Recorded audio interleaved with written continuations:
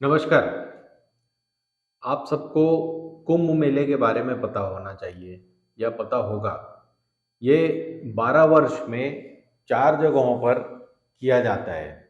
ये जगहें हैं इलाहाबाद यानी प्रयागराज, हरिद्वार, उज्जैन और नासिक गोदावरी के तट पर। अब ये 4 जगहें क्यों चुनी गई थी और क्यों होता है?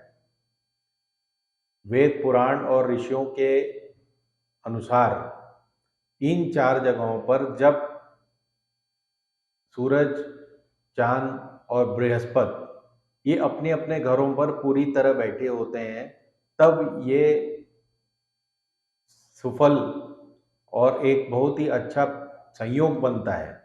तब जाकर वहाँ पर इन नदी के तटों पर ये मेला ऑर्गेनाइज किया जाता है या किया जाना चाहिए। उसके पीछे और एक पौराणिक कथा है। वो ये है कि जब देवताओं और दानवों में अमृत के लिए कुंभ जब निकला था, अमृत के लिए जब उनके बीच रस्साकशी हुई थी, चर्निंग हुई थी जिसे कहते हैं, समुद्र को उन्होंने मथा था, तब एक कुंभ निकला था। कुंभ का मतलब घड़ा, और उसमें अमृत था। अब जब ये अमृत देवताओं को मिला, लेकिन उसमें से 4 बूंदें गिर गई। वो 4 बूंदें कहाँ कहाँ गिरी? इन चारों जगहों पर, प्रयागराज से लेकर गोदावरी के तट पर नासिक के पास।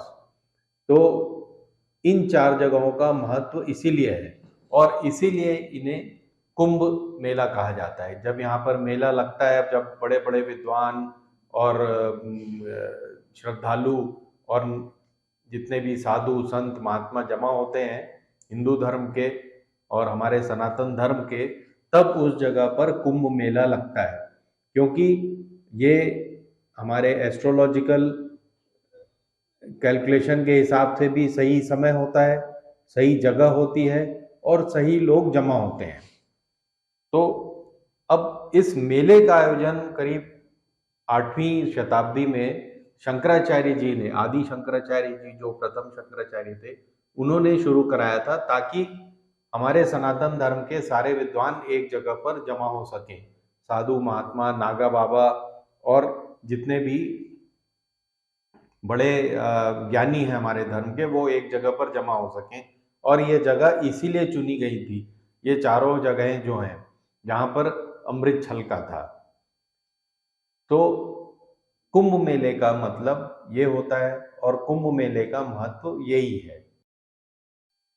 अब और एक कारण है जिसका आपको यहाँ पर जानकारी होनी चाहिए और यहाँ जिक्र किया जाना जरूरी है।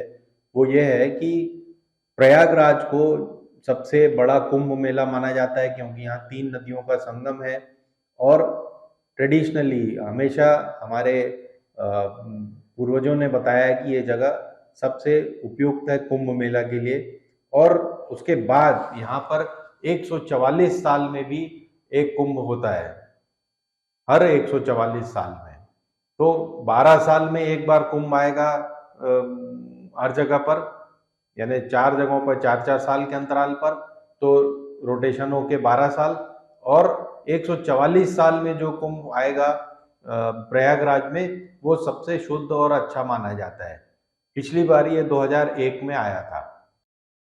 अब आते हैं इस पूरे जो मैंने व्याख्यान किया, इसका मतलब क्या है? इसका मतलब सिर्फ ये है कि हम जिसे राजिम कुंभ कह रहे हैं, या इस वर्ष उसे कुंभ कल्प कहा जा रहा है, ये हमारी धारणाओं, हमारे सनातन धर्म और हमारी हिंदू परंपराओं के साथ एक मजाक है। हमारी परंपरा क्या है, जो मैंने अभी आपको बताया कुंभ के विषय में। दूसरी बात, इसे कुंभ कल्प कहना, कल्प का मतलब क्या होता है? जैसा, पॉसिबल, यानी कुंभ जैसा, कुंभ कल्प।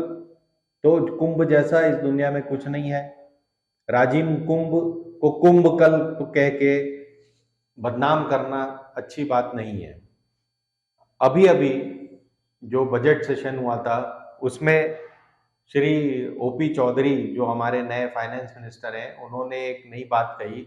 उन्होंने कहा कि मेरा नवा स्तंभ जो है वो है छत्तीसगढ़ की परंपराओं और हमारे सांस्कृतिक धरोहर को बचाए रखना। तो हमारी सांस्कृतिक धरोहर क्या है?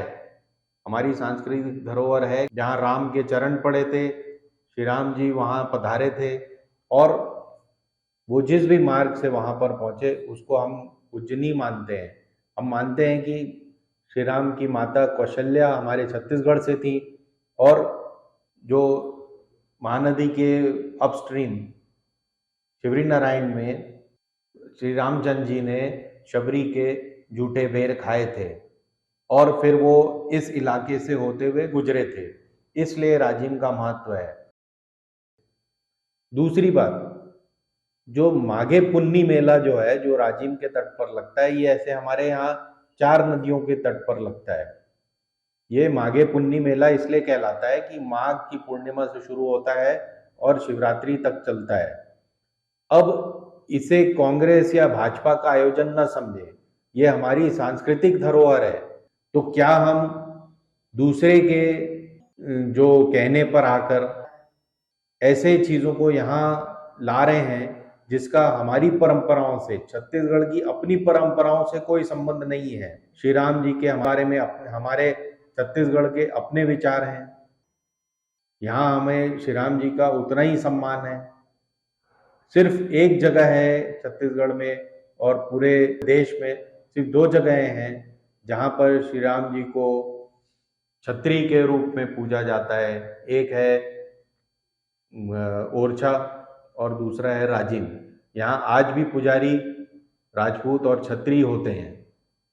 यहाँ पर साहू समाज, छत्री समाज, ब्राह्मण समाज और आदिवासी समाज, ये सब इस तीर्थ को अपना मानते हैं। खास करके साहू समाज, जिनके भक्तिन माता राजिम का मंदिर वहाँ पर है, और आदिवासी समाज भी इसे अपना मानता है। उस जगह को जबरदस्ती किसी और कुंभ मेले के नाम से जोड़ना कहाँ तक उचित है, इस बारे में विचार करिए। कुंभ मेला की अपनी इम्पोर्टेंस है, उसका जैसे कि मैंने बताया 4 जगहों पर अमृत गिरा था, वहाँ पर ही होते हैं, और यहाँ पर करना ये अकारण है। जिसने भी ये दिमाग लगाया है, जिसने भी ये शुरुआत की है, उसको आचार्य अवधेशानंद ने, जो नागा बाबाओं के लीडर हैं, उन्होंने बहुत खरी खोटी सुनाई थी। क्योंकि हर कुंभ मेले का शुरुआत नागा बाबा ही संगम में डुबकी लगाकर करते हैं। तो नागा साधु अपना अखाड़ा लेकर प्रयागराज में सबसे पहले उपस्थित होते हैं, और उन्हें सबसे पहले अधिकार मिला हुआ है कि कुंभ मेले की शुरुआत वो करें। यहाँ ऐसा कोई परंपरा नहीं थी। आज हम कहीं से भी कितने भी पंडितों को यहाँ बुलाएं, हमें माघी पुन्नी मेला कहने में, जो कि ये सैकड़ों साल से होता रहा है, इसमें कोई कांग्रेस का कोई एकाधिकार नहीं है, उनकी कोई कॉपीराइट नहीं है। ये माघी पुन्नी मेला, जैसा मैंने आपको बताया, सैकड़ों साल से होता रहा है। वो हमें अपनी धरोहर को, अपने परंपराओं को जिंदा रखने में क्या तकलीफ है, इस बारे में विचार करिए। धन्यवाद। हिंदुस्तान जिंदाबाद।